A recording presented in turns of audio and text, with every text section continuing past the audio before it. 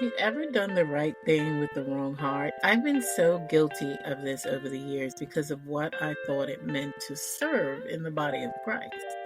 Doing the right thing in serving, giving, and even speaking the truth when done from a place of people pleasing is the wrong motive. It also leads to resentment, overwhelm, and burnout. 1 Corinthians 16:14 says, "Let all that you do be done with love." I know it's a simple but powerful statement, but I feel like as women, it's one that we need to often hear. Everything, which means all things, our work, our words, and our actions should be done with love. This is why I teach that you don't need motivation or discipline. You actually need devotion, which is rooted in love.